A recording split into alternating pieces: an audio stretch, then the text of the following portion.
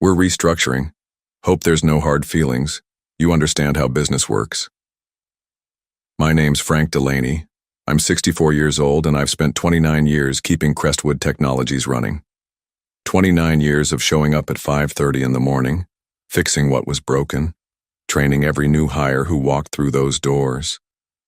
I never took a sick day, never complained when they asked me to work weekends, never said no when they needed someone to stay late and make sure the servers didn't crash overnight. 4 days. That's all I had left before my full pension benefits kicked in. 4 days before I could walk out of there with my head high and my future secure. 29 years and 11 months of service, and Brandon Chase just told me I was done. He didn't even look at me when he said it. Just stared at his laptop screen like I was some line item on a spreadsheet he was crossing out. The conference room felt smaller than usual, the fluorescent lights buzzing overhead like they always did when the building got quiet. I could see through the glass walls to the cubicles where people I'd trained were working, completely unaware that the guy who'd shown them how to fix the air conditioning system and taught them which vendors to trust was getting his walking papers. Budget cuts, Brandon continued, finally glancing up. We're moving in a leaner direction. Nothing personal, Frank, just business. I nodded. What else was I supposed to do? Argue? Beg? I'd seen other guys my age get escorted out by security for making a scene. That wasn't going to be me. The termination paperwork was already printed and waiting in a manila folder. Standard stuff, final paycheck calculations, COBRA information, return of company property. I signed where they told me to sign. Dated everything with the same pen I'd been using for the past 5 years, the one with the Crestwood logo that was starting to fade. Badge and keys, Brandon said, holding out his hand. I unclipped the ID badge from my belt, the same spot it had lived for nearly 3 decades. The plastic was worn smooth from years of swiping through card readers. My employee photo looked younger, taken back when my hair was still brown, and I thought I'd retire from this place with dignity. The keys felt heavier than they should have. Master keys to every door in the building, keys to the equipment rooms, the supply closets, the loading dock. I'd been trusted with everything. I placed them in Brandon's palm without a word, picked up my copy of the paperwork and walked out. Past the cubicles where people were already looking away. Past the break room where I'd eaten lunch at the same table for 29 years. Past the security desk where I'd checked in thousands of times. The parking lot was quiet. My truck started on the first try, same as always. I sat there for a minute, engine running, looking back at the building. Something felt off about the whole thing, but I couldn't put my finger on what. I built my life around that place. Started there when I was 35, fresh off a divorce that took half of everything I owned. The job wasn't glamorous. Facilities management meant I was the guy who fixed the plumbing when it backed up and made sure the heat worked in winter. But it was steady work with good benefits, and they promised me that if I stuck around, they'd take care of me when I got old. Crestwood wasn't much back then. Maybe 50 employees, 2 buildings, still trying to figure out what kind of tech company they wanted to be. I watched them grow, helped them expand into 4 buildings across the industrial district. When they needed someone to oversee the construction of the new data center, they asked me. When the city inspectors came around asking questions about building codes, they sent me to deal with them. I trained every facilities person who came after me, showed them how to read the blueprints, how to negotiate with contractors, how to keep everything running without breaking the budget. Most of them moved on to better jobs eventually. I stayed. This was my place. My wife passed away 8 years ago. Cancer. The company health insurance covered most of the treatments, and Brandon's predecessor let me take all the time I needed for doctor appointments and hospital stays. When she died, half the office came to the funeral. They were good people, good company. Brandon was different when he took over 3 years ago. Younger, business degree from some fancy school. He looked at everything like it was a problem that needed solving, including the people who'd been there since before he was born. Started bringing in consultants to optimize operational efficiency. Started talking about right-sizing the workforce. The signs were there if I'd wanted to see them. Brandon stopped saying hello when he passed me in the hallway. stopped including me in the monthly department meetings. When I submitted my budget requests, they came back with questions I'd never had to answer before. Why did we need so many maintenance contracts? Could we get by with fewer safety inspections? Wasn't I getting a little old to be climbing ladders and crawling around in equipment rooms? I figured he was just trying to assert himself as the new boss, show everyone he was making changes. I'd seen it before with other managers. They come in, make some noise, then settle into the routine once they realize how things actually work. But there were other things too. Conversations that stopped when I walked into a room. Meetings I wasn't invited to anymore. A new hire in facilities who asked me questions about my job responsibilities. Things he shouldn't have needed to know unless someone was planning to have him take over. I should have paid more attention. Should have asked more questions. But I was 4 days away from my pension vesting, and all I could think about was making it to the finish line. That night, I sat at my kitchen table with the termination paperwork spread out in front of me. The numbers didn't add up the way they should have. According to my calculations, I had 29 years and 11 months of service. According to their paperwork, I had 29 years and 10 months, 1 month short of full pension benefits. I pulled out my old employee handbook, the one from 15 years ago when they changed the retirement policy. It was clear as day. 30 years of service or age 65, whichever came first, for full benefits. I was 64 with 29 years and 11 months. 4 more days and I would have hit the 30-year mark. Then I remembered the company-wide memo Brandon had sent out just last month. I'd kept a copy because it seemed important. Updates to the employee handbook, clarifications about retirement benefits, assurance that the company was committed to honoring all existing agreements. I found it in my filing cabinet, right where I'd left it. Effective immediately, all retirement benefit calculations will be based on continuous years of service as defined in the current employee handbook. Employees approaching retirement eligibility should review their service records to ensure accuracy. I read it 3 times. Then I got out my calculator and started going through my pay stubs. Every single one, going back 15 years. Holiday pay, overtime, vacation days, sick leave. Everything was documented. Everything matched up to 29 years and 11 months of service as of this Friday. They'd miscalculated on purpose, or maybe they just hoped I wouldn't notice. I thought about calling Brandon, demanding they fix the paperwork. But what was the point? He'd already made it clear that I was done. Calling him would just give him a chance to come up with another excuse, another reason why the rules didn't apply to my situation. I thought about getting a lawyer, but lawyers cost money I didn't have. And fighting a big company with deep pockets was a young man's game. Then I remembered Janice O'Connell. She'd worked in human resources at Crestwood for 12 years before retiring last year. Sharp woman, always played by the book, never let the company cut corners when it came to employee rights. I'd heard through the grapevine that she was doing consulting work now, helping other companies avoid the kind of legal problems that came from treating employees badly. I found her number in my old contacts and stared at it for a long time. Making that call would mean admitting that I'd been screwed over. It would mean fighting back instead of just accepting what had happened and moving on. But sitting there in my kitchen, looking at 29 years of pay stubs and a termination letter that didn't match the facts, I realized something had shifted inside me. I wasn't angry. I was focused. I picked up the phone and dialed. Janice answered on the second ring. Her voice was the same as I remembered. Direct, no nonsense, the kind of tone that made you want to tell her the truth whether you planned to or not. "Frank Delaney," she said before I could introduce myself. "I heard about what happened. Word travels fast in this business." I laid out everything for her. The timing of my termination, the discrepancy in the service calculation, Brandon's attitude over the past few months. She listened without interrupting, asking pointed questions about dates and documentation. When I finished, there was a long pause. "You kept all your pay stubs?" she asked. "Everyone. Company memos? Policy updates? Everything important. My wife always told me to keep good records." "Smart woman, Frank, I need you to listen carefully. What Brandon did isn't just wrong, it's illegal.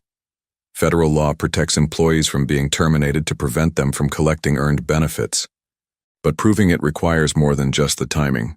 We need to show intent. She explained how these cases worked.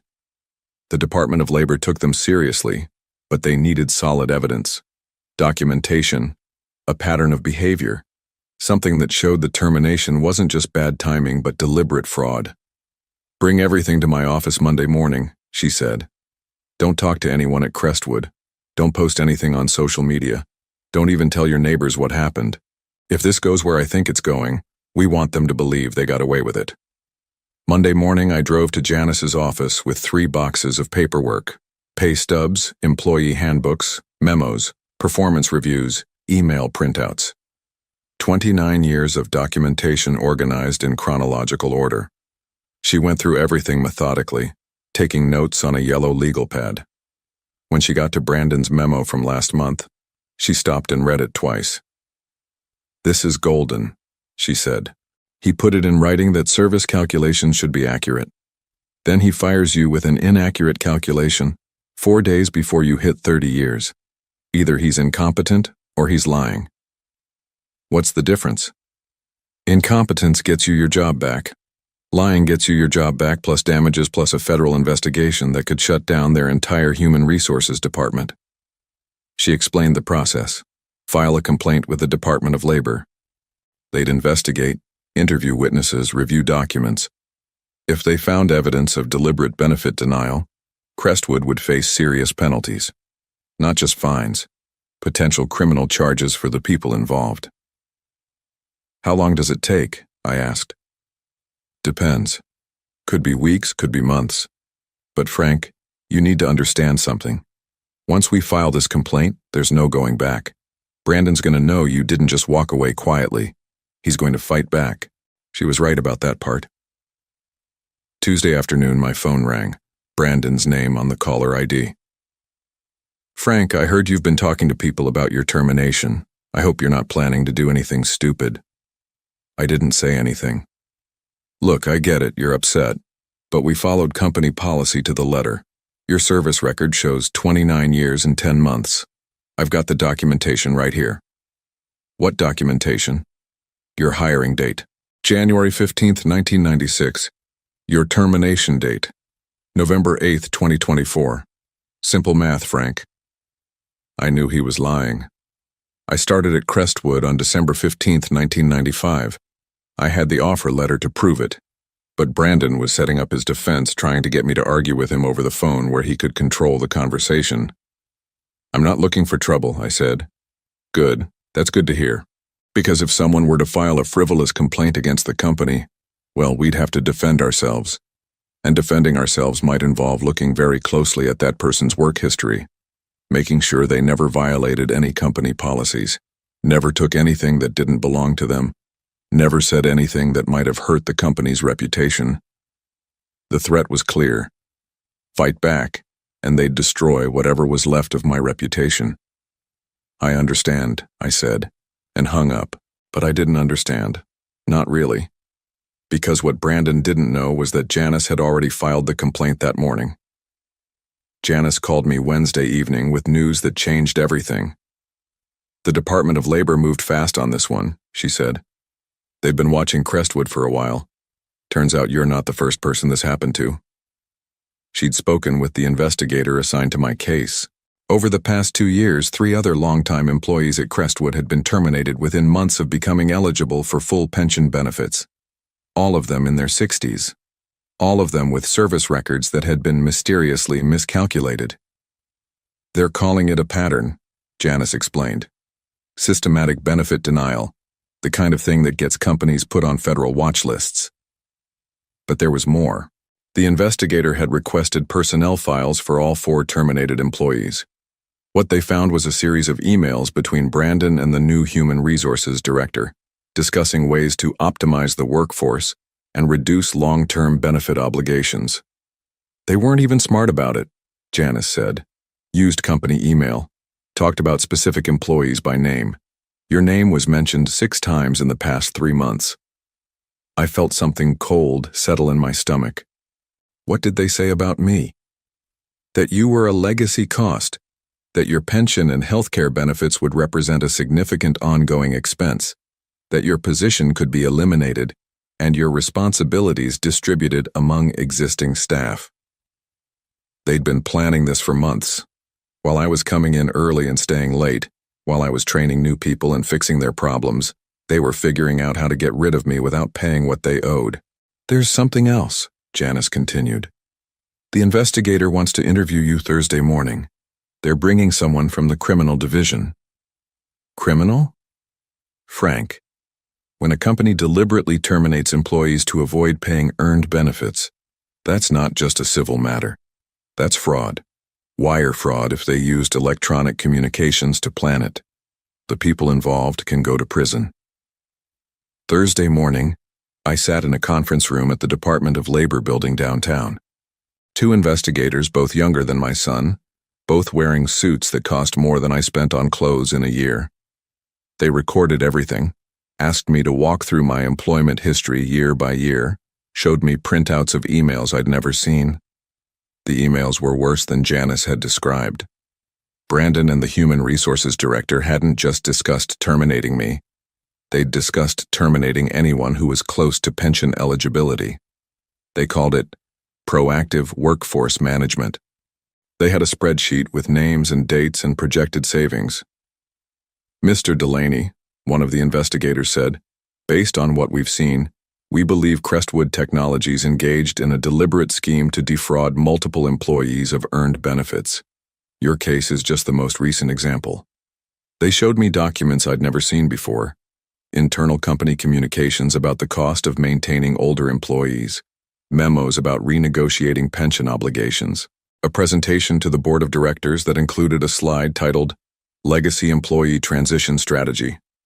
My name was on that slide, along with the names of the 3 other employees who'd been terminated.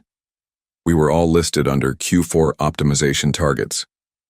We're going to need you to testify, the other investigator said. This is going to trial, federal court. The people responsible are going to be held accountable. I thought about Brandon sitting in that conference room, telling me it was just business, nothing personal. I thought about 29 years of getting up before sunrise, of fixing things that were broken, of believing that loyalty would be rewarded. What do you need me to do? The federal investigation moved faster than anyone expected. By the following Monday, investigators had seized Crestwood's email servers and interviewed 6 current employees. By Wednesday, they'd executed a search warrant on Brandon's office in the Human Resources Department. Janice kept me updated on everything. The investigators had found more evidence than they knew what to do with. Internal documents dating back 3 years showing a systematic plan to eliminate older employees. Spreadsheets calculating pension savings. Email threads discussing the best timing for terminations to avoid legal challenges. They kept records of everything, Janice told me over coffee Thursday morning. It's like they wanted to get caught. The plan was simple and brutal. Identify employees approaching pension eligibility. Find reasons to question their performance or necessity. Terminate them just before their benefits vested. Save millions in long-term costs. Brandon had presented it to the board as a financial necessity. The company was growing, but pension obligations were eating into profits. Younger employees cost less to insure and didn't require long-term benefit commitments. It was basic business math.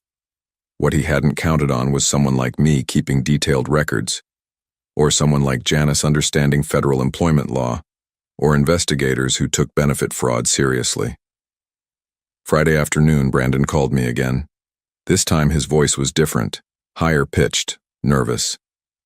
Frank, I think there's been a misunderstanding about your termination. We should talk. Work something out. What kind of misunderstanding? Your service record. We may have made an error in the calculation. If you'd be willing to come in Monday morning, we could review everything. Make sure you get what you deserve. He was panicking. The investigation was public now, mentioned in the business section of the newspaper. Crestwood's stock price had dropped 15% in 2 days. The board was asking questions Brandon couldn't answer. I don't think that's necessary, I said. Frank, please. We've worked together for years. Let's handle this professionally. No lawyers, no government agencies. Just 2 reasonable people working out a disagreement. But it was too late for reasonable. The Department of Labor had already filed charges. Criminal charges, not just civil ones. Brandon was facing up to 5 years in federal prison for wire fraud and conspiracy to defraud employees of earned benefits. Monday morning, I got a call from the company's lawyer. Not Brandon, the actual company lawyer, the one they brought in when things got serious. Mr. Delaney, my client would like to discuss a settlement, full reinstatement of your pension benefits, health care coverage, and additional compensation for the inconvenience you've experienced. How much additional compensation? We're prepared to offer $50,000, provided you agree not to pursue further legal action. I told him I'd think about it. Then I called Janice. Don't take it, she said immediately. Frank, they're scared. The criminal charges are just the beginning. Once this hits federal court, other employees are going to come forward. This is going to be a class action lawsuit worth millions. She was right. By Tuesday, the Department of Labor had been contacted by 8 more current and former Crestwood employees who suspected their terminations or benefit calculations were fraudulent. By Thursday, it was 15. The local news picked up the story. Federal investigation targets local tech company. Brandon's photo was on the front page of the business section, looking uncomfortable in a suit that suddenly seemed too big for him. I didn't have to do anything but wait. The system was working exactly the way it was supposed to work, and Brandon was about to learn what it felt like to have your future decided by someone else. Tuesday morning, I was drinking coffee and reading the newspaper when my phone rang. Janice, calling earlier than usual. Turn on Channel 6, she said. Now. I found the remote and switched to the local news. Brandon Chase was being led out of the Crestwood building in handcuffs. Federal agents carrying boxes of documents behind him. The reporter was talking about wire fraud charges and conspiracy to defraud employees of earned benefits. Federal prosecutors allege that Chase and Human Resources Director Patricia Walsh engaged in a systematic scheme to terminate longtime employees just before they became eligible for full pension benefits, the reporter said. The alleged fraud cost affected employees hundreds of thousands of dollars in earned benefits. The camera showed Brandon stumbling slightly as the agents helped him into a federal marshal's vehicle. His face was pale, his usually perfect hair disheveled. He looked smaller than I remembered. The indictment charges Chase with 14 counts of wire fraud and conspiracy, the reporter continued. If convicted, he faces up to 70 years in federal prison. I turned off the television and sat in the quiet of my kitchen. 29 years of getting up before sunrise, of fixing things that were broken, of believing that loyalty mattered. It had mattered, just not the way I thought. Janice called back an hour later with more news. The Department of Labor had completed their investigation. 18 employees had been affected by the scheme. Total damages exceeded $2 million. Crestwood's board had voted to terminate Brandon and Walsh immediately and had agreed to full restitution for all affected employees. Your pension is fully restored, she said, backdated to when it should have vested, plus healthcare benefits and additional compensation for damages. How much additional compensation? $200,000 plus your legal fees. I thought about Brandon telling me it was just business, nothing personal, just the way things worked. 3 months later, I was back in my workshop building a bookshelf for my daughter. The tools felt good in my hands. The smell of sawdust and the sound of wood being shaped into something useful reminded me why I'd always been good at fixing things. My pension payments had started right on schedule. The additional compensation sat in my savings account, earning interest. I hadn't touched it yet. Wasn't sure I needed to. After 29 years of steady work, I had everything I needed. Brandon had pleaded guilty to federal charges and been sentenced to 18 months in prison. Patricia Walsh got 6 months and 2 years of probation. Crestwood had been acquired by a larger company that cleaned house in the management ranks. The local newspaper had run a follow-up story about the case. Local man's complaint leads to federal investigation. They'd wanted to interview me, but I declined. I wasn't looking for attention or recognition. I just wanted what I'd earned. My daughter called while I was sanding the bookshelf. She'd seen the news story online and wanted to make sure I was doing okay. I'm proud of you, Dad, she said, for standing up for yourself. I didn't do anything special, I told her. Just made a phone call. Sometimes that's enough. I finished the bookshelf that afternoon and loaded it into my truck. My daughter had been asking for one for months, and I finally had the time to build it right. Solid oak, dovetail joints, the kind of thing that would last for decades. As I drove to her house, I thought about the difference between building something and just fixing what someone else had broken. Both had their place. Both mattered. But building something new felt better.